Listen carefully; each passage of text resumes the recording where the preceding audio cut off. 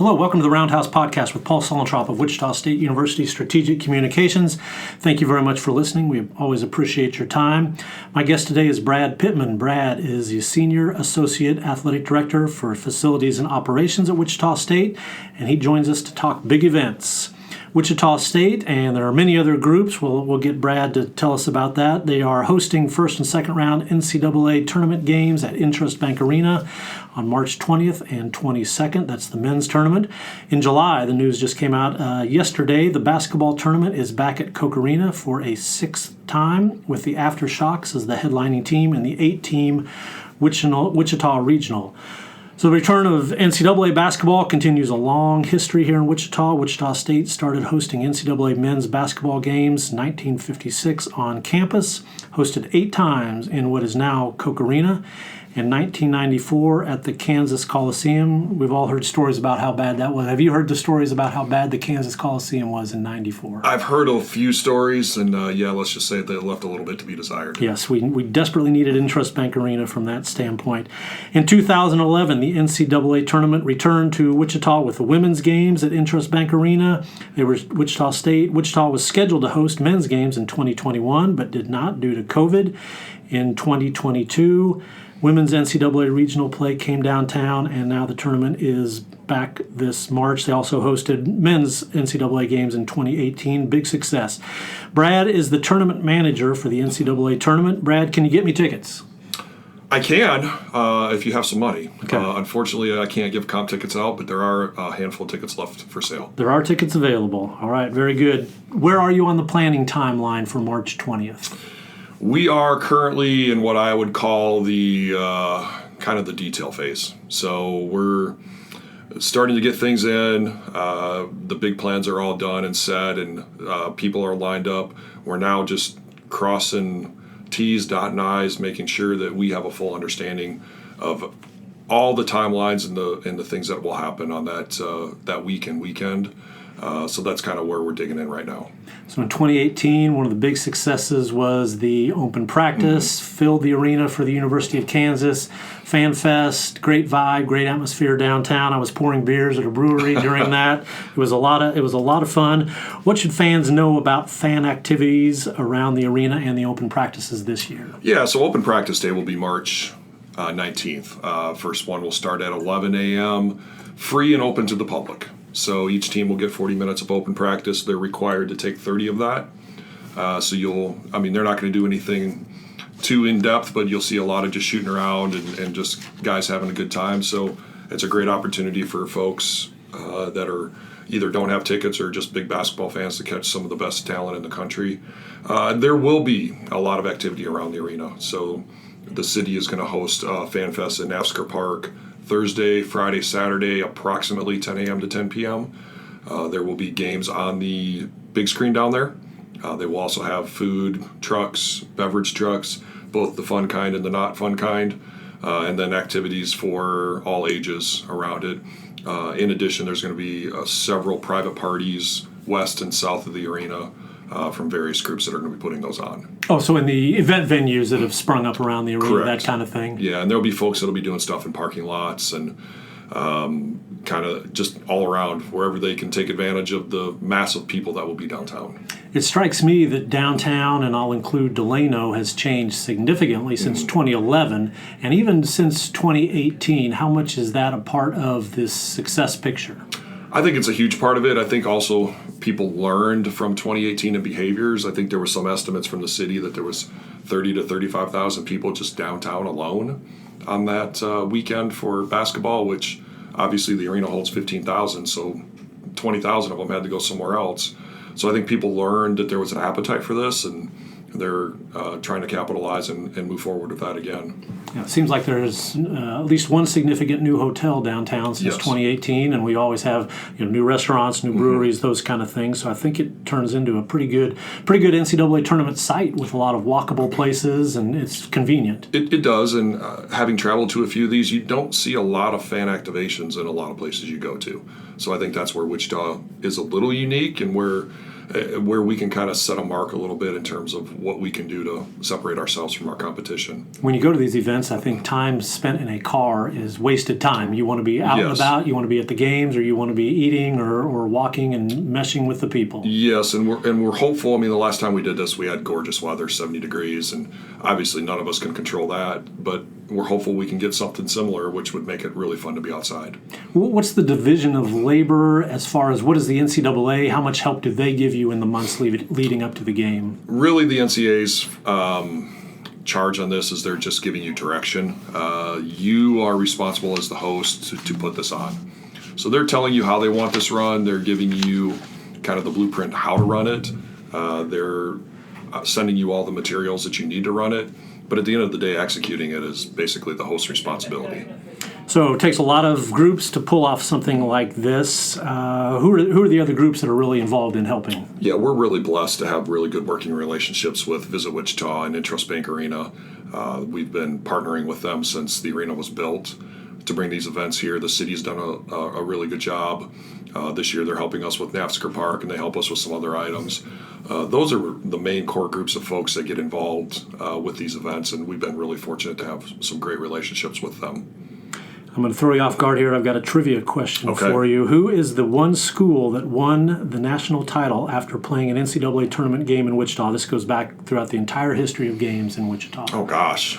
Had a lot of Final Four teams advance out of here. Yeah. Who's the one that won it all? I was going to say we had two Final Four teams the last time we did it. The Fab Five was here in '94, but they didn't win. I don't know. UTEP. Really? I think they would have been Texas Western. Don Haskins, the famous coach, 1966. They just played one game here. They defeated Oklahoma City in the first round and then moved on. Selection show, March 16th. People will, of course, be watching that. When you learn which schools are coming to Wichita, what happens next? What's the first action item? The first action item then is I will reach out to each director of operations, just kind of introducing myself, setting up a communication line. It's really at that point, it's controlling communication because they're going to want to figure out, where's my hotel? Where do I practice? How do I get here? Those sorts of logistics, because reality is less than 48 hours after they're announced, they're going to be in Wichita. So it's controlling the communication. I'll have a group of folks that'll be working through some other items such as credentials and parking passes and that sort of thing. But it's really, for me, it'll be just managing the communication flow. Yeah, how would you describe the size of your staff? I'm fortunate with a good staff. Obviously, on the media side, Mike Ross manages that aspect, and Mike does a phenomenal job. And he's somebody I don't have to check on him. He does a great job with that. So he'll have his team of folks, and then I'll have, from my end, I'll have our full-time staff, which is 3 or 4 people that'll be dove into kind of the details on what we're doing that night. So you have the previous tournament experiences here going back to 2011. I know you routinely will travel to other cities, see what they're doing as part of the preparation. What have you learned from previous tournaments that people may see this time that will be helpful? Really, the big takeaway from a lot of tournaments is just expect the unexpected. There's going to be a lot of questions, a lot of last-minute things that come up. Be prepared for it. And as much as you can get done in advance to allow you to put out those little fires is really, really helpful. And I always have talked about and look at Wichita as how can Wichita make their mark. And for me and how I feel about it, it's service. We can't control the size of our city or how big the airport is, but we can control what we do and how we treat people. So that's really where we try to make our mark. It's just the first-class service aspect to teams and officials and administrators as they come to our city. What's been your favorite memory, your highlight from hosting these tournaments? Yeah, I think 2 of them stick out for me. The last time we hosted the men in 2018, if you watch that game, Michigan versus Houston, Jordan Poole nails a 3-pointer at the buzzer to win and advance them to the Sweet 16, which really epitomizes what the tournament's all about. It's that finality, win or go home, and you see the jubilation from the one side, you see the heartbreak on the other side, and you feel for the guys that lost, but that's why we watch these games. It's really, really, it's about that. So that was cool to actually see that in person. There is a rumor that basketball may be in my basement, but I can't confirm or deny that. The other one that comes out is the women's regional in 22. It was it was the last day, and Louisville had just finished their practice, and we were getting ready to come out and rehearse kind of the regional ceremony, because after that, you cut down the nets and the confetti, all that stuff. So as we were coming out on the court, their entire team comes over to us and just says, thank you for everything that you guys have done. And I've never experienced that in all my time doing this, which I thought was a really cool gesture. That is nice. University of Louisville did Correct. that. Mm-hmm. Very good. So when you get together on March 24th, I'm guessing, the Monday, what will you talk about to judge the success of this event? I think the success is going to be judged on a number of things. What issues did you have? Hopefully, and there's going to be something that comes up. How did you deal with it? Were the issues major or were they minor? Why were the issues there? Were there things that could have been corrected beforehand? So you're going to kind of look at the preparedness. We hope we're prepared. We hope we're ready to deal with the things that come up. That's how I'm going to judge it. And then ultimately you're going to judge it on the experience that you see from the student athletes and the folks inside the arena. Did everybody have a good time? You'll get a little bit of a sense from comments that people will have. That's really kind of be the metric for me is, was this a success or how we did?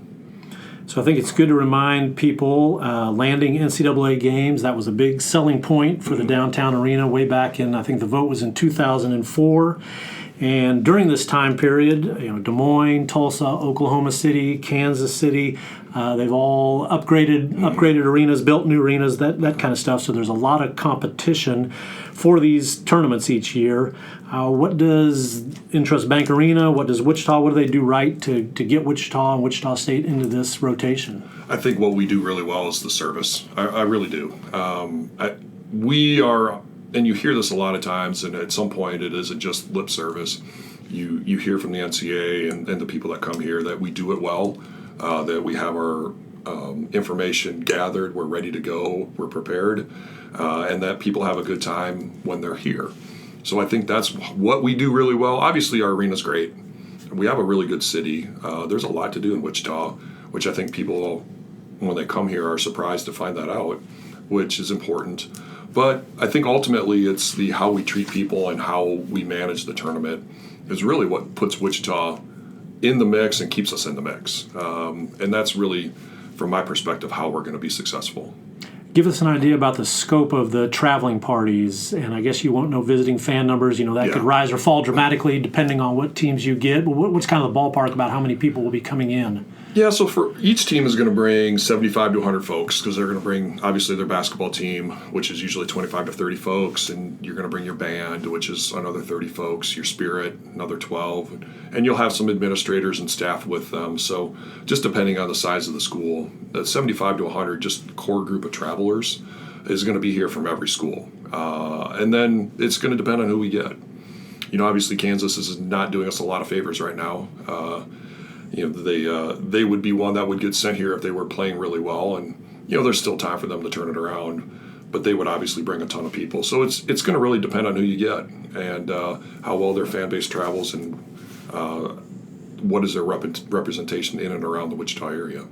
So you ruined my Jordan Poole trivia question, but I've got another one ready to go. Okay. Who scored the most points in an NCAA tournament game in Wichita? That, again, going all the way back to 1956. I'm just going to take a shot in the dark and say Chris Webber. Rob Gray and Elvin Hayes. Wow. So the interesting thing is, two players both scored 39 points, both from the University of Houston. Wow. Elvin Hayes had 39 in a 1968 win over TCU. Rob Gray in 2018, a win over San Diego State that then set up that game against Michigan that you referenced. So two Cougars with 39 points. What's next as far as bidding on NCAA events for Wichita and Wichita State? Yeah, the next bid cycle I believe will open later this fall. At least that's kind of the timeline we've been told, and it will be for 29 and 30. The last one we bid on we knew was going to be a really long shot for men because we were just hosting in 25 and they were bidding on 27 and 28. But we got really good feedback on our bid, so we know we're in the ballpark. Really, the feedback came down to, well, you're hosting in 25. It's pretty close to 27, 28, but you need to keep bidding. So we're going to, when the materials come out, we'll evaluate it as a group, see what we need to do, see what changes they put into it.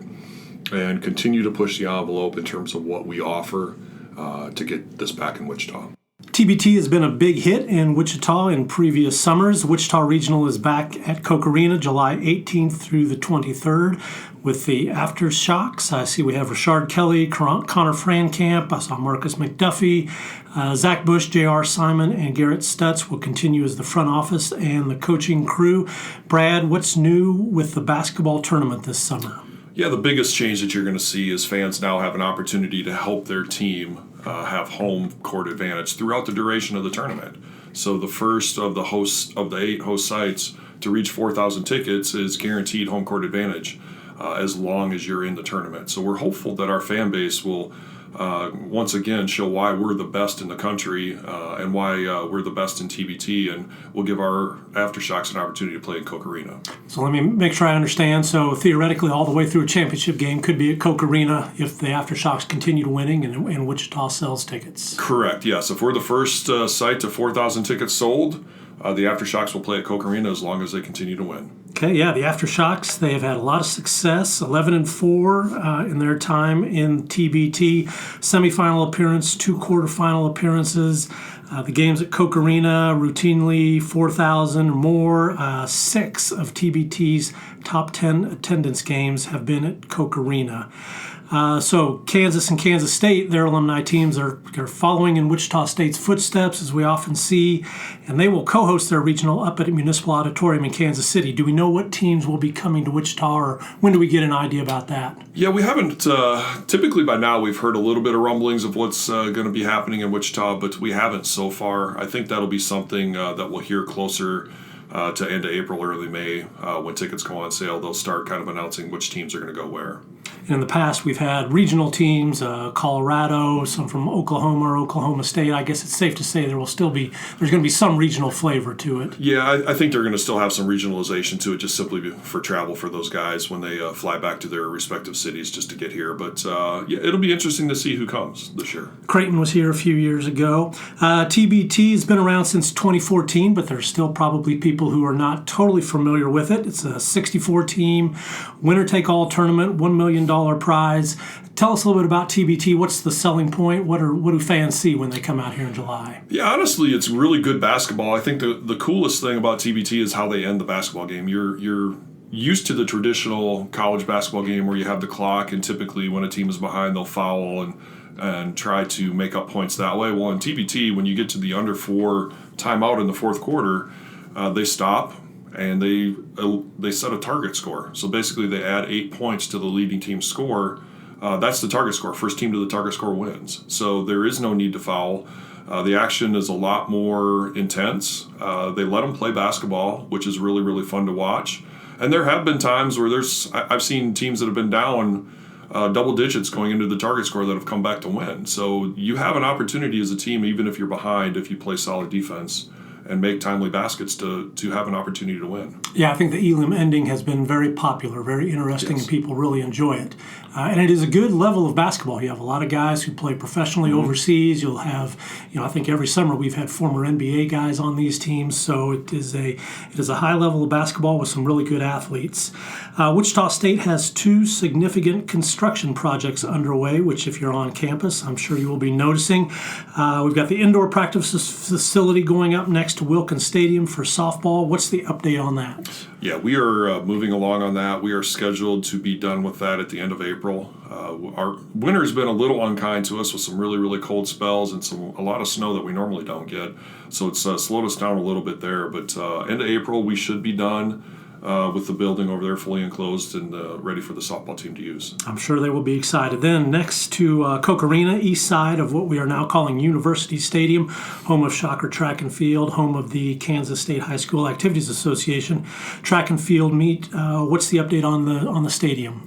We are on schedule right now with the east side of the stadium to have bleachers installed, approximately 5,800 seats, restrooms for men and women, and a concession stand done by the time state track happens at the end of May. So that project is on schedule. Bleachers are scheduled to start around the first part of April.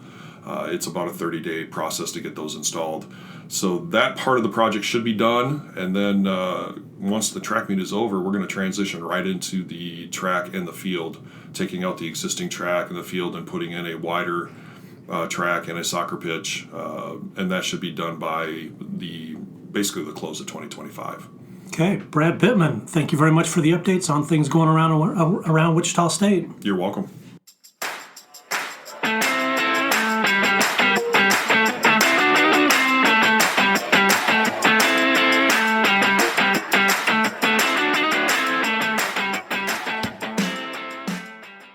Great insight as always. Thanks for listening to the Roundhouse podcast, courtesy of Wichita State University Strategic Communications. We encourage you to rate, review, and subscribe wherever you get your podcasts. You can always find more Roundhouse content at GoShockers.com. Martin, left wing to Mike Jones. 8 seconds left. Smithson out to Mike Jones. 25-footer. Good! He got it with 3 seconds left. Mike Jones from about 25 feet out hit another long jumper. 2 seconds showing on the clock. That may not be official, but Wichita State leads 66-65. Timeout, Kansas. 2 seconds to go. Wichita State 66, Kansas 65.